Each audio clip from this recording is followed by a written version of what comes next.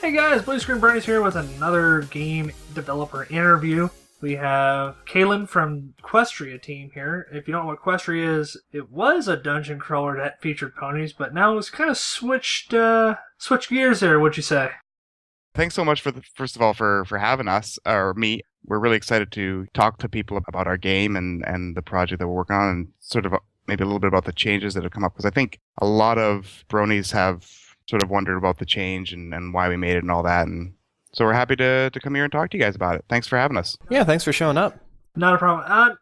Now, there's been a lot of dungeon crawlers that have been not so epic, let's say. I can name probably two off the top of my head right now. What would you say, D-Pad? Pretty non-epic for those, right? Yeah, there's been some definite kind of DOA dungeon crawlers. Some a little overhyped, some, kind of just quietly died. Now, what made you decide to have, not necessarily like a dungeon crawler, since as far as we've seen, no dungeon, but maybe a four-player bird's eye view RPG? Almost looked MOBA to me. Right. Uh, it's not a MOBA. Actually, it would be fair to classify, I think, Questria as a dungeon crawler. The videos that we showed last year didn't include dungeons because that wasn't an area that we were working super hard on at the time. We were working a lot on what we called the overworld, which was sort of that bit of terrain and geography and world that was sort of between the dungeons. But all that said, yeah, it is a dungeon crawler, and it's made for four players to play together on a couch, and basically for four buddies. We call it couch co-op, and enjoy sort of the challenge of playing together as a team and coordinating as a team. I'm not sure I answered the question there. You did.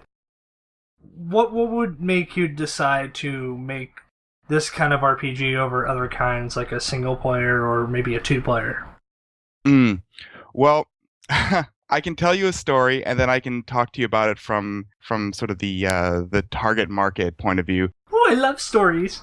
The story part, as far as it has been passed down to me, began with two of our core developers playing together Champions of Norath, which is a sort of classic local couch co-op multiplayer dungeon crawler, and them two being fans of Friendship is Magic. One of them looked at each other, so I'm told, and said, "You know what this game needs? Ponies." Just like everybody. Mm-hmm. Right. Who hasn't said that at one point or another? You know what this game needs? Ponies. And I think that's where it started.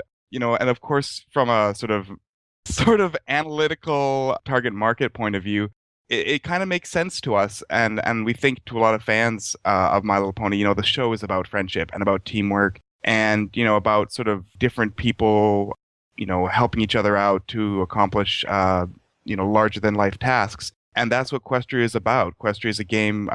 The first pillar of our game design is teamwork and bringing people together and giving them challenges that they will want to overcome as a team. Alrighty. Alright, now I got a quick question, and that is, you've decided to make this a couch co-op game. Were any thoughts about maybe a multiplayer over the internet? We have lots of thoughts about multiplayer over the internet, and we have lots of thoughts about multiplayer over the internet, specifically for Questria. When I ask our lead programmer about multiplayer, he makes angry sounds at me, and and he gestures at me in not so nice ways. It's not friendship. There's a lot of reasons that we obviously think about multiplayer all the time because so many people do play on the internet, and in a game that people will want to take seriously, it's like online multiplayer is. You almost can't even take the game seriously unless it has it. It's like one of those sort of like almost necessary bygone conclusions. It's just a feature you have to have. Why wouldn't you have it? It's so easy. Truth is, it's actually not that easy. Security and all kinds of things like that become a serious issue for a lot of people. But more than that, we really like the environment or the experience of playing in a local environment with people. We really like being able to create challenges and enemies and abilities that require a level of coordination and maybe require a level of patience to execute as you sort of practice, overcoming challenges, even if the challenge is just figuring out how to coordinate, your moves with his moves to create a cool effect. We like being able to create those challenges that on the internet. I mean, have you guys been on the internet much? People aren't always that nice. Yeah, try jumping into just a room with Magicka and see how long you can make it before you get team killed. I have no idea what this League of Legends is or what you speak of. Also, yes. It's pretty bad. It can be. It really can be, especially when people go into it with the objective of, I'm going to accomplish this goal. The internet is really great for games where the goal is very clear, the goal is very obvious, especially if you have like quest text or yellow exclamation points over mobs, over monsters' heads that tell you which ones to kill. The internet is great for bringing people together for those kinds of really clear objectives. We want to create an experience that feels, to be honest, a little bit more like a My Little Pony episode. If I can dare to still reference those hallowed halls. We want it to feel like, you sort of stumbled upon an adventure and give players lots of room to sort of pick their objectives without a lot of quest text and a lot of the game telling you this is what you have to do today, in order to proceed. Does that make sense? A little bit. Yeah, it makes a lot of sense, actually. So the next question obviously is, and Dungeon Siege 3 was bogged down by this. Do you have shared inventory? Do you have shared resources like gold and whatnot? Do you have a shared camera pan? Because if you do, that would suck. As in, do you all share the same screen? No, as in, if one person moves the camera, they all move. No.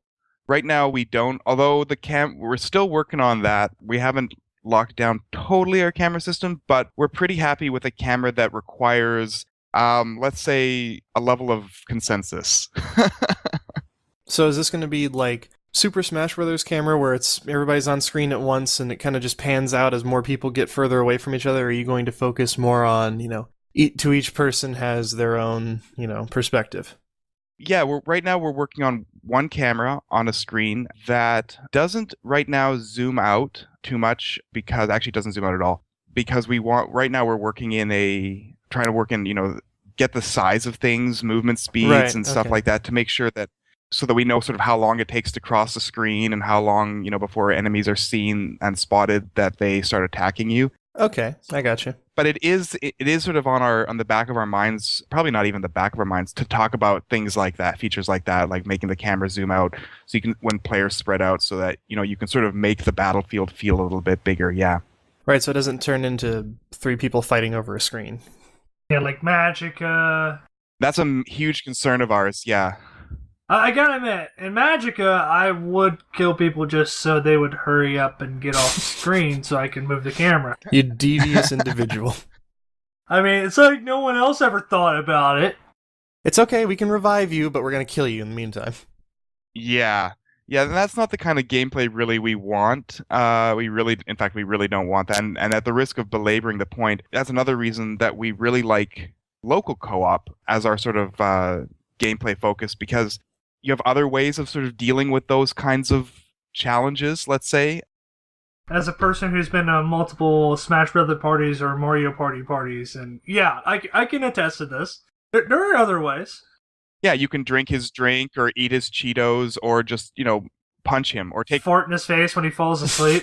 Yeah, take away his controller and throw it against the wall. It becomes a more social game rather than a let's vote to kick this person out of the game somehow and exclude him from the game.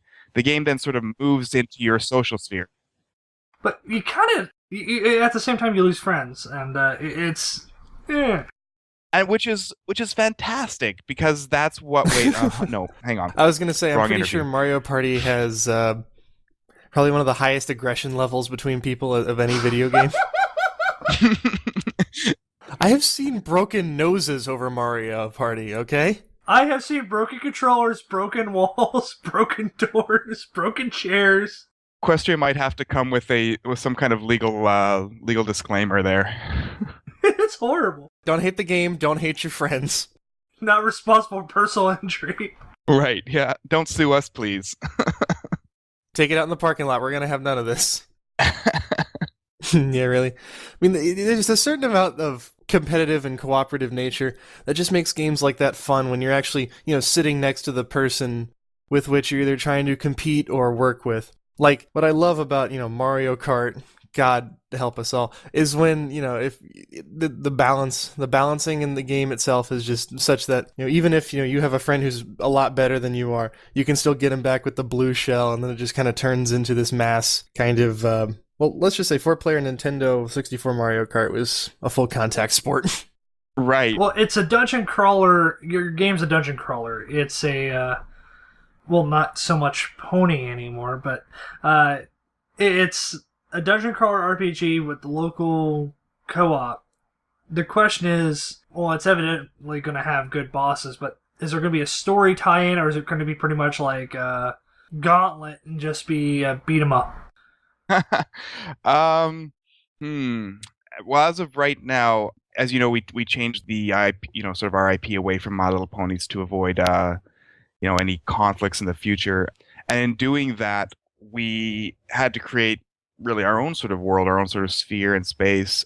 Let's say for now that the story of the game is not a primary concern. In fact, for that reason, we don't internally call Questria an RPG, because we know that a lot of fans of RPGs, of which we have a few on our team, really expect an epic story, and like an interactive drama to be a part of the experience. And really, we want the drama and the story to more be focused on the players' interactions and push for a really solid player narrative, as opposed to what we call like a character narrative. Does that make sense? A little bit. So what I mean by that is that we want, at the end of the day, what we want the players to focus on and to be reflecting on, and maybe to writing their blog posts about, or their fanfic, or whatever, is sort of the story of, oh man, you remember when we were fighting that boss and I got a really, he hit me with a really unlucky crit and I was down for the count, and you pulled this really awesome move combination with the other guy and saved the day. It's like Hansen and Johnson just pulled it together and steamrolled, yeah. Right, and we think that, or at least for us, those are the stories that stick the best. Yeah. Anyway, especially when we're playing, our MMOs and our Team Fortress 2s and our League of Legends. We remember those stories because they're our stories. And you might remember from the opening cinematic for Pony Questria was, this is your adventure. Yeah. Let's tell your story. And so it's right now, as it stands currently, Questria is fairly light on sort of in-game story, but we hope that'll leave a lot of room for players to be the characters and the heroes of sort of their couch story. If that makes sense. No, I gotcha. I mean, I actually really like that because, like you said, there are those kind of moments where you're there with your friends and you build like these kind of great memories of not so much of what's going on in game, but the kind of cooperation that you can pull off and these really fun adventures that you have that may or may not be scripted in the game, but that you can create, and then they manifest as, a really positive experience afterwards. Mm-hmm. Yeah, and I think, game developers have to work really, really hard to try and simulate that experience for a player, to draw a player into the universe and make him feel like in his Skyrim or in his Mass Effect, in these really story-driven, immersive games. There's a lot of work and development that goes into that, and there's nothing wrong with that. We just feel like in a multiplayer setting, and also, let's face it, when you're playing with 4 other people, there's so much more going on in terms of your focus and attention than the story. Someone control your cinematic, when you're in the same room as them. Someone can burp or, spill his beer or, you know what I mean? Like, mm-hmm. we feel like that experience would be not best delivered in a game like this. And so we're sort of looking at our target, looking at our design goals and saying, you know what, this maybe isn't the best place for, like if you're a great moviegoer, you kind of love going to the theater, but you also kind of hate going to the theater because there's people there who are going to sort of, mess it up for you maybe. And so we're kind of saying, nope, this isn't like going to the movie theater. This is like sitting down to watch an episode of Ponies with your friends. Yeah, and there's all your, personal commentary, the jokes you have with one another, that kind of thing. You're building interactions with, like you said, your couch co-op partners, there, whether or not, the story dictates it. Right. And, at the risk of, sounding self-aggrandizing, just playing in the builds that we have, we already have stories. That's a good start. It's fun, right? It's fun to even, Yeah, it is. we found like Magica, for example, is like push some buttons. It's like a super simple game, which leaves a lot of room for players to sort of fart around and tell their own stories and just sort of, or create memorable experiences. And that's really what a story is in some ways, right? It's just Right. a memorable experience. And if you can share with other people, that's awesome. Yeah. With any game, there has to be not awesome AAA budget music, but decent music to keep a player hooked long enough. If the gameplay is mediocre or even good, the gameplay can get repetitive. Music kind of breaks that up. Now, what kind of music do you have playing for Questria? Oh, I'm ashamed. Audio has been for us one of those things that just it's tough to pull together audio because we're a very small team. We don't have a budget. We have 2 programmers, a scripter, an artist, and then we have 1 art collaborator. We do have an audio collaborator recently who's put together a bunch of sound effects for us, which help immensely. But we don't actually have any properly licensed music in our game. That said, and I hope I don't get in trouble for saying this, we are playing right now our logins. Oh, Calder's going to shoot me for this, for forgetting. Blast. I can't remember the name of the game, and I'm so embarrassed. We have some music right now playing for us that sets the tone for us and will help set sort of the pace for our collaborators. Right. That is, what was the one? Well, the music obviously from the original trailer, which is amazing, fantastic fan music, sort of Celestia something or other. You can find it on YouTube. Damn it! I should have come with. Oops. You should have come with better notes. But that's the other one. Cave Story. Cave Story, I think. That's a fun game. Yeah, I think we have some music from Cave Story's HUD. If I'm wrong, I'm going to get chewed out for it later. But yeah, Cave Story music, I'm pretty sure, is the way to go with that. And so it's that kind of tone of sort of something between sort of whimsical and fantastic to hopefully some cool transitions into something more epic, especially in like a boss fight or something like that. But our art director is always saying, we want to keep it Saturday morning cartoon. We want to keep it Saturday morning cartoon. We want to feel like this is a game that you would, want to pull out and just, it just feels fun. It just feels like an episode of your favorite cartoon, whether it's My Little Pony or Pokemon or, what have you. Right. Now I got you. Now, since pardon the ignorance, but you are moving, you had to move away from ponies and stuff like that. So with your current art direction, are you trying to stick with like quadruped kind of character sprites, or are you moving back towards traditional kind of dungeon crawler feel with like, your humanoid characters? Right. We are moving towards a more humanoid feel simply, well, for a number of reasons, but one of the main concerns is scope.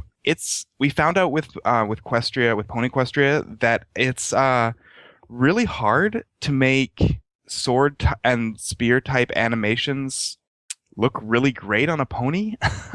Well, yeah, I can see that. It's tough, but artists are generally very familiar with humanoid features. So our heroes are now humanoid, but we're working really hard to push a level of character and a level of sort of fancifulness and whimsy onto these characters so that they kind of feel like a good comparison might be like Avatar. Okay. Not in the cartoon style, but in the way that every character sort of is reminiscent of, almost like they have like an almost animalistic sort of feature. You know what I mean? Like, right. Yeah, I got you. They sort of feel like something besides just being human, right? Aang kind of looks like a monkey a little bit and moves like one, and it has some sort of similarities there. So they're cartoonish. We do have a guy with a really big pompadour right now, which surprised everyone by actually feeling really kind of cool. And we want the hair to be bigger. Right. Okay. All right. You're a fan game. You have a relatively small team. I want to pose a question to you. It's kind of go for it. Hit me. No holds barred question. Basically, it's an evil question, really. If you had like no limits on money, let's say just none. Money was no object whatsoever, and you could bring on anyone, a video game team, a production team, a composer, or even a game producer or a game director. Who would you bring on? You can only bring on one. Oh, man. Oh, that's a really mean question. Uh, Now, if you say like Team Ninja, that counts as one. Team Ninja, but Team Ninja counts as one. Could I bring on the main six? Uh, uh, oh man. I mean, yeah, I guess that could work. A voice acting team, yeah. Oh, geez. Let's see. Well, I like that you said composer. We don't currently have a composer for the game. I'm a big fan of Jeremy Soul's work in Guild Wars 2 and Guild Wars. Oh man, that's a great score. Yeah, he's so talented and he's done a lot of things. He's sort of I think he's best known for his sort of grand, sort of epic scores in video games. I'd like to see if his talent could be put to use on like a slightly more fanciful, whimsical toned game like ours. Because he's just so talented, and I get his orchestra, right? Like whatever his orchestra comes with him. Can I have that as well? Well, I mean, he'd probably pull some strings and probably get an orchestra if he couldn't, Right. considering, connections. Sure. So let's. I'd like to see other members of the team might disagree with me on this one, but I'd like to see a composer like Jeremy Soul. Sometimes music can make the game, so I mean, Oh. I can see where you're coming from. Yeah, it's huge. It's huge for a game. It Mhm. makes a big difference. The day that even before we had soundtracks, we had added the first music track, which was graciously loaned to us by the composer on YouTube. I can't remember his name. I'm gonna get in trouble. But the moment we added that into the game, like everything changed. Had no fancy fades, no fancy triggers or anything like that. I was just playing all the time, and it was just awesome. Yep, no, that's important. I mean, Zelda, for example, has been known for its score. And I mean, even now, I can probably still get Wind Waker songs stuck in my head if I see a boat or if I'm just thinking about something. Yep, absolutely. If I hear Prelude of Light one more time, I'm probably going to go to heaven or something. Oh, God. All right, so what are your plans for release? Do you think it's going to be done this year, next year, or what? Right. Cool. Good question. And I'm thrilled to answer it. Right now, we're actually targeting, in addition to the PC, which we know has some barriers to entry with local co-op, to address that, we're targeting the Ouya as a launch platform for us. Yeah, right? That'll be fun. Yeah, Android Marketplace. There you go. The Ouya, I think, has to be a Bronies' favorite upcoming thing because Bronies have always sort of been this sort of independent, niche, don't quite dance to the corporate tune sort of audience. They like what they like, and they love things that are just sort of a little out there and, not quite in the mainstream. And the Ouya is, an indie developer's, I had a phrase that came to mind, but we'll keep it PG. It's awesome. Indie developers bliss. I don't know. Yeah, there you go. Yeah, it's easy to develop on. It's easy to get a development kit for it. It's cheap for everyone to buy. I think the consoles are only $99. That includes your first controller. Yep. Because of its marketplace and what they're doing, every game has to come out for free or have a free-to-play component, which we love. Yep. So we're hoping to see one guy want to buy an Ouya and then maybe get his 3 friends to play Questria, get them each to spend $30 instead of dropping $60 on a game. Like some people would ask you to, maybe you'll pay just an indie style price for a game on the store or play it for free and just drop your money on a controller. Yeah, really. I mean, with the Ouya especially, it just kind of gives a really open model for just an outlet to gamers, an outlet for developers, Mhm. and just makes it really easy just for either entry level or people who've been playing since like the NES. Yeah. And it's really small so you can pack it up and take it with you. Yeah, exactly. The downside of the Ouya and the challenge is that because we haven't got our hands on one yet because the launch got pushed back, Mhm. but the challenge is going to be fitting what we want to fit onto a piece of hardware that is basically a tablet. Well, a little more than a tablet. I mean, the whole point of it was it's supposed to be kind of the bridge between the console and like the tablet. I mean, and also that's a lot of power too. I mean, there's GameCube emulators, there's all sorts of fun stuff. Yeah, it can do a lot of things. We're just going to have to wait and see. We're all sort of sitting around here sort of both waiting for with bated breath and sort of dreading the release of the Ouya because we know when we get our hands on it and we port the build over to it, we're kind of like, oh, this is either going to be awesome, we're going to stand up and cheer, or we're going to go, oh, geez, we have to cut. Yeah. Well, that's the jitters with anything. I mean, it can't be worse than Xbox One, at least. I mean, seriously. I'm not here to talk about Xbox One. Yeah, let's not open that can of worms just yet. So you guys got a plan? You guys have, I hope, a working deadline for all this stuff. No. We're not going to see a release in 3 years when we're all, taken over by the Borg, right? Oh boy. No, I don't know what 3 years has, but we are targeting for, we are working towards end of 2013. That's pretty good. Sounds really good. I like it. I want to tell you that we're aiming for the end of the summer, but I think we also to know realistically end of 2013 is probably more realistic for us. Yep. Okay, we need to wrap this up real quick. Where can we find out more information about Questria? Cool, good question. We're at facebook.com/Questria. We're at youtube.com/Questria Game. We also have a blog, which you can find at questriagame.com.